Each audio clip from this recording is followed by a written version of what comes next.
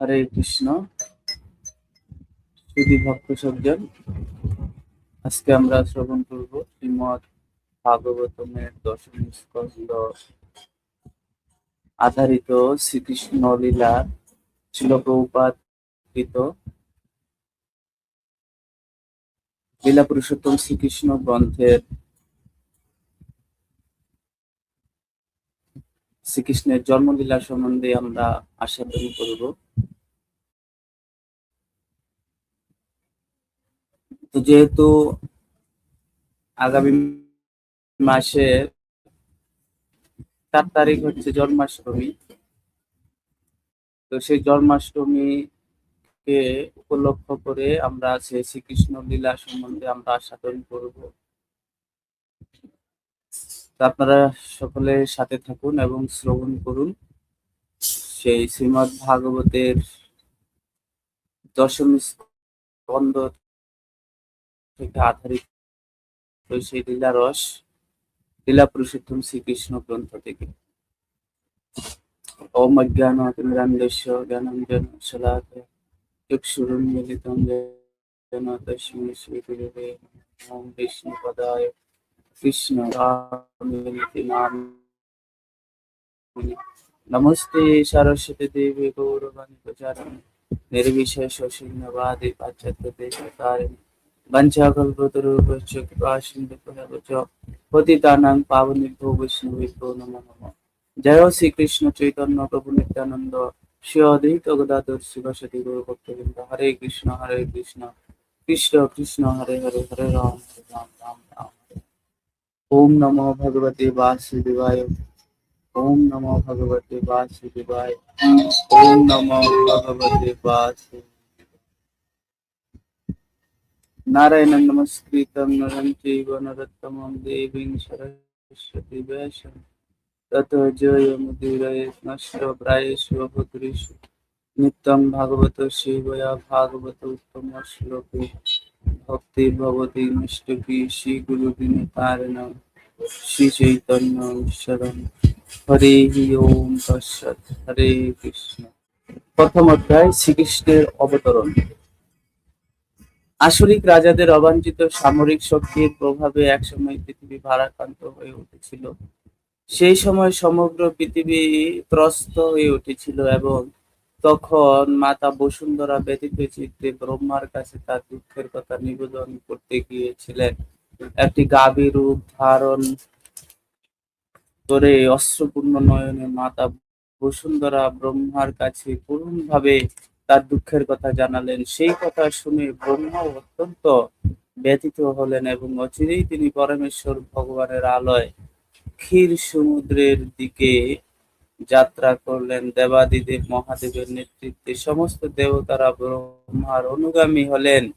মাতা বসুন্ধরাও তার সঙ্গে গেলেন। ক্ষীর সমুদ্রের তীরে পৌঁছে ব্রহ্মা ভগবান বিষ্ণুর বন্দনা করতে শুরু করলেন, যিনি বরাহ রূপ ধারণ করে পূর্বে বসুন্ধরাকে রক্ষা করেছিলেন। বৈদিক মন্ত্রে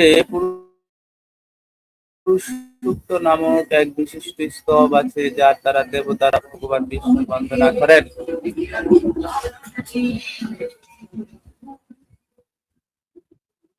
বৈদিক মন্ত্রে পুরুষসূক্ত নামক এক বিশিষ্ট স্তব আছে, যার দ্বারা দেবতারা ভগবান বিষ্ণুর বন্দনা করেন। কোন রকম উপদ্রব হলে স্বর্গের দেবতারা সেই উপদ্রব নিবারণার্থে ব্রহ্মার কাছে প্রার্থনা করেন এবং তখন ব্রহ্মা ক্ষীর সমুদ্রের তীরে গিয়ে ভগবান বিষ্ণুর সাহায্য প্রার্থনা করে তার স্তব করেন। এই ব্রহ্মাণ্ডে শ্বেতদ্বীপ নামক একটি গ্রহ রয়েছে, যেখানে ক্ষীর সমুদ্র নামক একটি সমুদ্র রয়েছে। বৈদিক শাস্ত্রের মাধ্যমে জানা যায় যে এই পৃথিবীতে যেমন লবণ সমুদ্র আছে, তেমনি অন্যান্য গ্রহে নানা রকম সমুদ্র রয়েছে। যেমন দুধের সমুদ্র কোথাও বা তেলের সমুদ্র, কোথাও বা সুরার সমুদ্র, এরকম নানা রকমের সমুদ্র রয়েছে। পুরুষ সমুদ্র অর্থাৎ ক্ষীর সমুদ্রে স্বয়ং বিষ্ণুর বন্দনা করে থাকেন। তিনিও হচ্ছেন পূর্ণ পুরুষোত্তম নারায়ণ, যার থেকে এই ব্রহ্মাণ্ডের সমস্ত অবতারেরা প্রকট হন।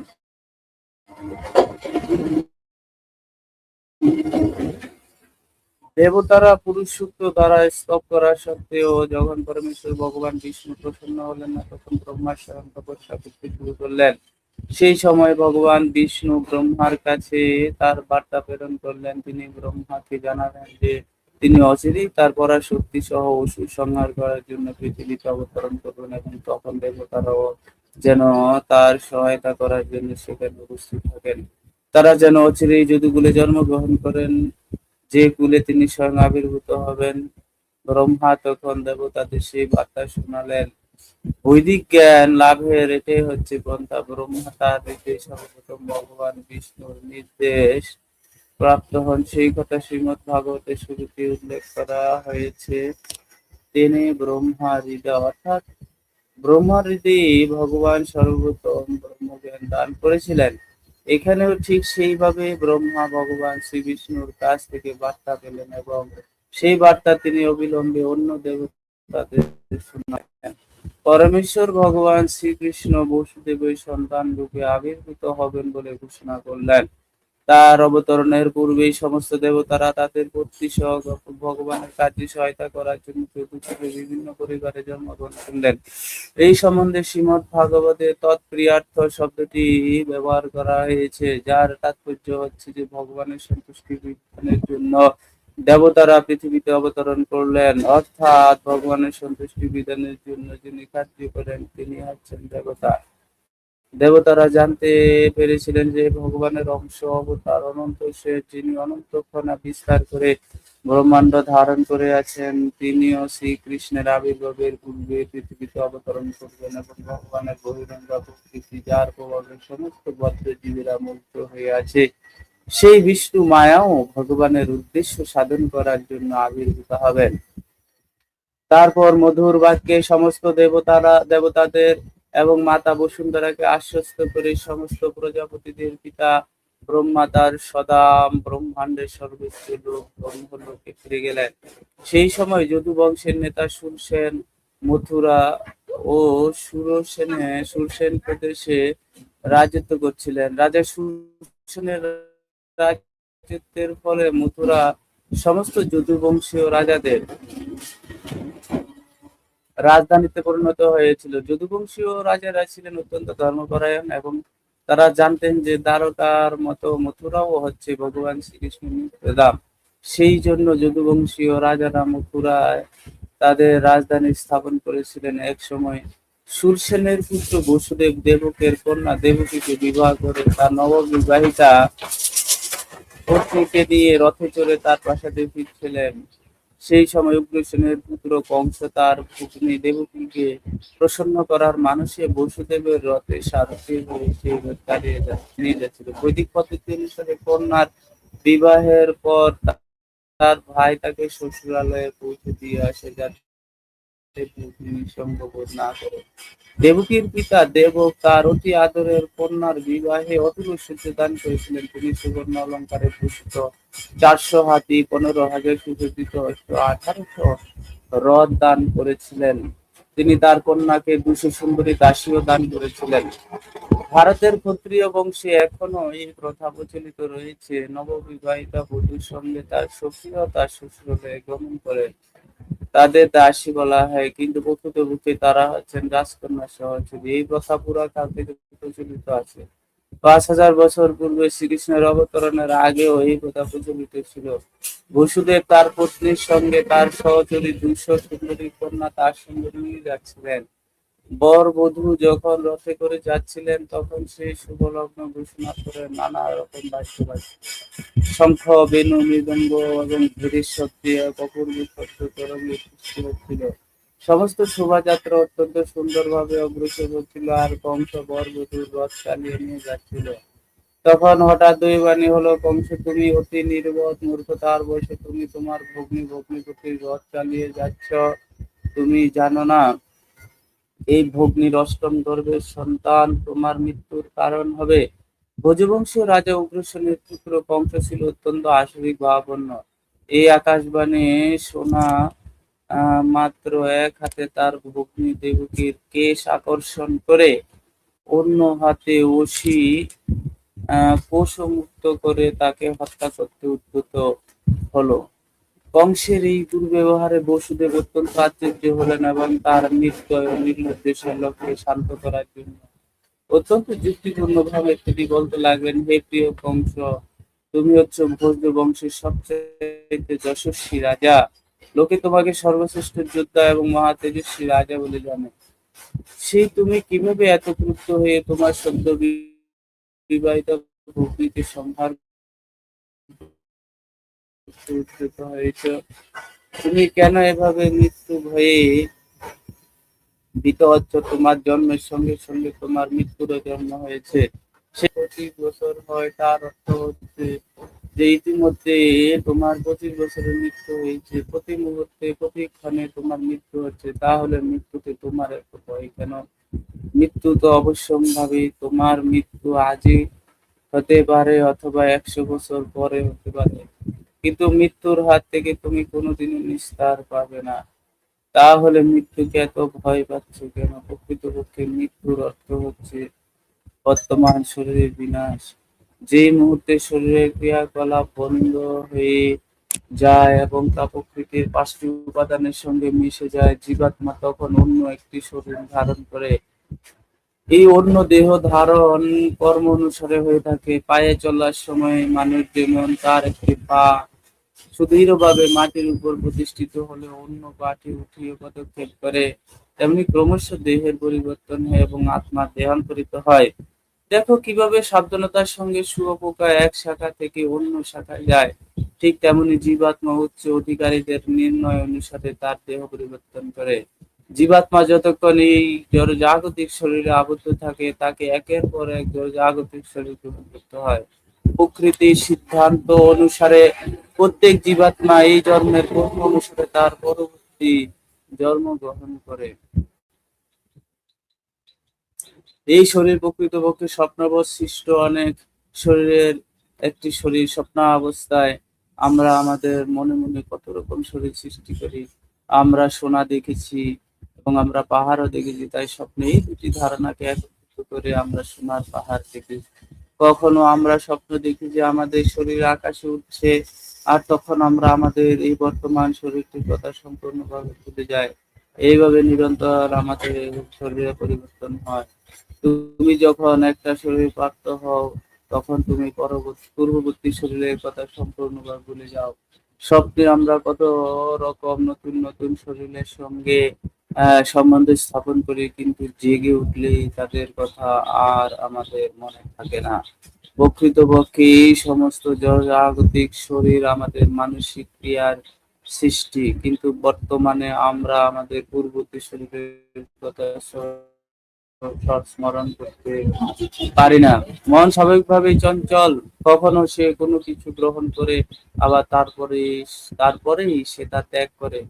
গ্রহণ এবং ত্যাগ, সংকল্প এবং বিকল্প করাই হচ্ছে মনের স্বভাব। ইন্দ্রিয়ের 5টি বিষয় শব্দ, স্পর্শ, রূপ, রস, গন্ধ, এদের নিরন্তর সংকল্প ও বিকল্পের বন্ধনে আবদ্ধ হয়ে থাকে।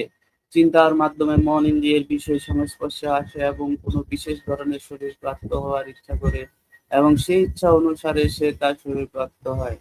অতএব এই শরীর প্রকৃতির নিয়মে তার শরীর অনুসারে জীবাত্মা সুখ দুঃখ ভোগ করবার জন্য এই সংসারে জন্মগ্রহণ করে। যতক্ষণ পর্যন্ত না আমরা এই শরীর প্রাপ্ত হই, ততক্ষণ আমরা আমাদের পূর্বজন্মের কর্ম ভোগ করতে পারি না, এবং এই শরীর আমরা পেয়ে থাকি আমাদের মৃত্যুকালীন চিন্তা অনুসারে।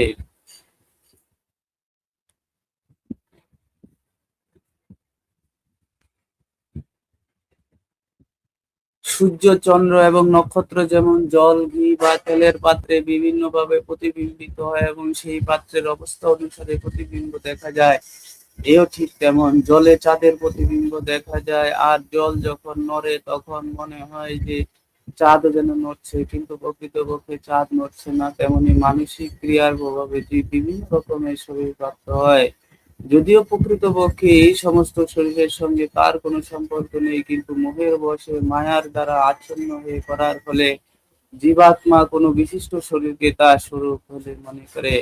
সেটাই হচ্ছে দেহের বন্ধনে আবদ্ধ জীবন। কোনো জীব যখন মনুষ্য শরীর প্রাপ্ত হয়, সে তখন মনে করে যে মানব সমাজের অন্তর্ভুক্ত অথবা কোনো বিশেষ দেশের বা কোনো বিশেষ স্থানের অধিবাসী। সে তার দেহ অনুসারে নিজের পরিচিতি স্থাপন করে অনর্থক অন্য একটি বিশেষ শরীর প্রাপ্ত হওয়ার আয়োজন করে থাকে, যদিও তাতে তার কোনো প্রয়োজন নেই। এই ধরনের কামনা বাসনা এবং মানসিক চিন্তাধারাই হচ্ছে বিভিন্ন শরীর প্রাপ্তির কারণ। জড় প্রকৃতির আবরণের বিকাশ শক্তি এতই বলবতী যে জীব যে শরীরে প্রাপ্ত হোক না কেন সে সন্তুষ্ট থাকে এবং মহা আনন্দে সেই শরীরকে সে তার স্বরূপ বলে মনে করে। তাই আমার প্রার্থনা হচ্ছে যে তুমি তোমার মন এবং দেহের নির্দেশের দ্বারা মোহাচ্ছন্ন হয়ে না। তারপর বসুদেব কংসের কাছে প্রার্থনা করলেন সে যেন তার নববিবাহিতা ভগ্নীর প্রতি হিংসাপরায়ণ না হয়। কারোর প্রতি হিংসাপরায়ণ হওয়া উচিত নয়, কেননা হিংসাই হচ্ছে ইহলোক এবং পরলোকে ভয়ের কারণ। দেবকীর হয়ে বসুদেব কংসকে বললেন যে তিনি তার কনিষ্ঠা ভগিনী, তিনি সদ্য বিবাহিতা, ছোট ভাই এবং বোনকে পিতার মতো রক্ষা করা বড় ভাইয়ের ধর্ম। বসুদেব যুক্তি দেখালেন অবস্থাটা অত্যন্ত জটিল। তুমি যদি দেবকীকে হত্যা করো তাহলে তোমার যশের হানি হবে। বসুদেব নানা রকম সুন্দর উপদেশ এবং দার্শনিক বিচারের দ্বারা কংসকে শান্ত করার চেষ্টা করলেন, কিন্তু তবুও কংস শান্ত হলো না, কেননা তার প্রবৃত্তি ছিল আসরিক। অতি উচ্চ রাজকুলে জন্ম হওয়া সত্ত্বেও আসরিক সঙ্গের প্রভাবে সে সর্বদাই আসরিক ভাব ছিল। অসুর কোনো সদুপদেশ গ্রহণ করে না, তার অবস্থা একটা পাকা চোরের মতো।